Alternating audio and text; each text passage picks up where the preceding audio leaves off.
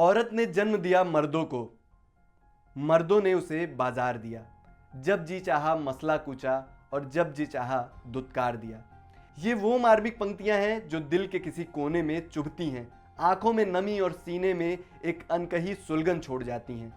यह शब्द नहीं बल्कि एक औरत के सदियों के दर्द का आलम है, जो साहिर लुधियानवी की उस संवेदनशील कलम से निकले हैं।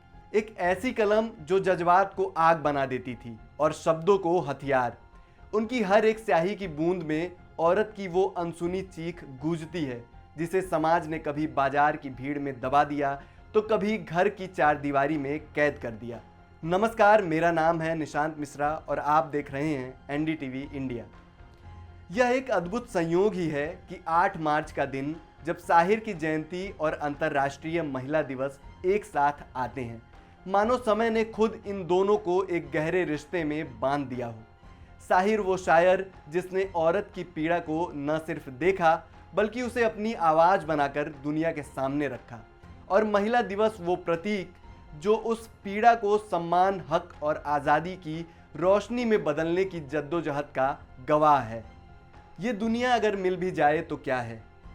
फिल्म प्यासा का ये गीत सिर्फ एक गाना नहीं बल्कि सत्ता, संपत्ति और सामाजिक ढोंग के खिलाफ एक चीख था। साहिर की शायरी में जज्बात और बगावत का अनोखा मेल था। वो सिर्फ प्रेम की बात नहीं करते थे, वो समाज की सच्चाई को भी उजागर करते थे। 8 मार्च 1921 को लुधियाना में जन्मे साहिर ने भारतीय सिनेमा के गीतों की धारा बदल दी। उनकी लेखनी में न सिर्फ प्यार की मिठास थी बल्कि समाज की कड़वाहट और औरत की आज़ादी की पुकार और इंसाफ की तड़प भी थी। साहिर की ज़िंदगी में उनकी मां सरदार बेगम एक ऐसी शख्सियत थी जिन्होंने उन्हें औरत की ताकत और उसकी पीड़ा का असली मतलब सिखाया। जब उनकी मां ने अपने क्रूर पति को छोड़कर अकेले साहिर को पालने का फैसला किया तो समाज ने उन्हें ताने मारे, बाजार में अपमानित भी किया, लेकिन उनकी मां ने हार नहीं मानी। शायद यही वजह है कि साहिर की कलम से निकली हर पंक्ति में औरत की वो अनसुनी आवाज़ गूंजती है जो सदियों से दबी थी। साहिर की लेखनी में जज्बात और बगावत का संगम था। साहिर की शायरी और गीतों में उनके विचार एक अलग ही रंग लिए हुए थे।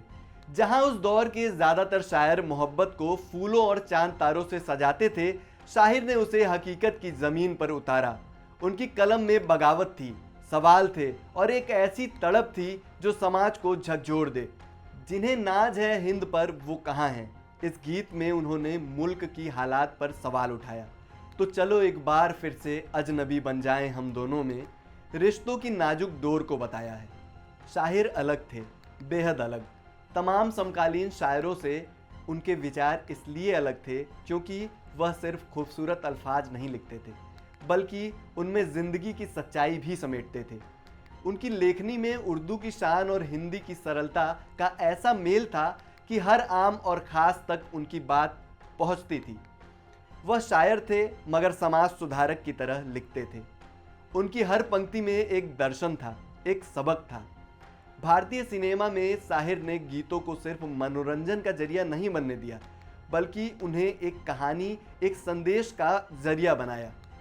फिल्म प्यासा का ये महलों, ये तख्तों, ये ताजों की दुनिया हो या फिल्म कागज़ के फूल का गीत, देखी जमाने की यारी, बिछड़े सभी बारी बारी, उनके गीतों ने दर्शकों को भावनाओं के समंदर में डुबा दिया। उन्होंने संगीतकारों और निर्देशकों के साथ मिलकर ऐसी कालजयी रचना दी जो आज भी गुनगुनाई जाती है।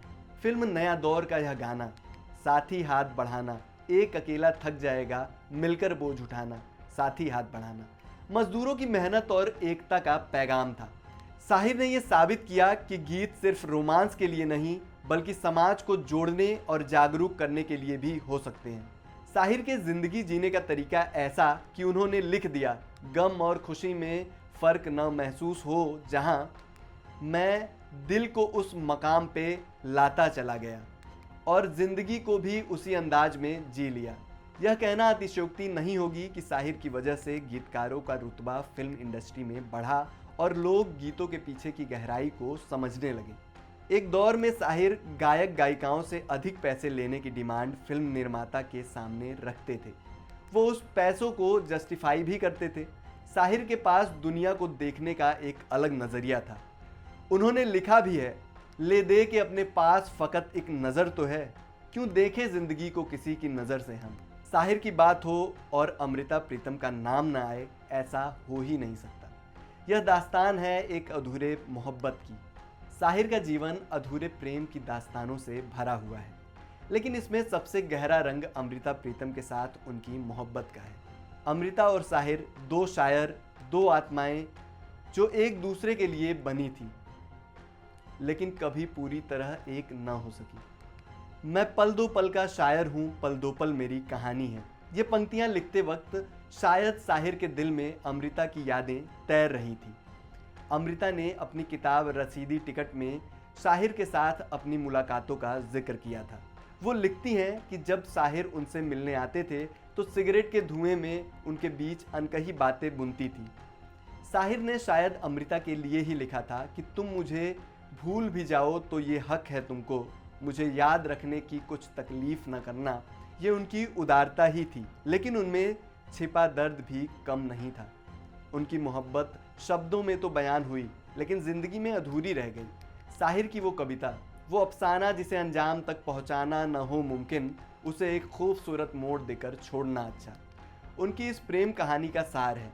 अमृता की रचनाओं में भी साहिर की छाप दिखती है। उनकी कविता मैं तैनू फिर मिलांगी में वो साहिर से मिलने की चाहत को बयां करती हैं। साहिर लुधियानवी सिर्फ एक गीतकार या शायर नहीं थे, वह एक फ़लसफ़ा थे। उनकी कलम से निकली हर पंक्तियाँ एक कहानी कहती हैं, एक सबक देती हैं। उनकी जयंती पर, खासकर महिला दिवस के मौके पर, उनकी लेखनी को याद रखना बेहद ज़रूरी हो जाता है। तेरे प्यार का आसरा चाहता हूँ की तरह साहिर की शायरी आज भी हमारे दिलों में बसती है, हमें भावुक करती है और एक बेहतर इंसान बनने की राह दिखाती है। उनकी याद में बस इतना कहना शायद ठीक नहीं होगा, तुम मुझे भूल जाओ तो ये हक है तुमको, मेरी बात और है, मैंने तो मोहब्बत की है। साहिर, तुम सच में मोहब्बत थे, शाहिर थे और एक जिंदा मिसाल थे।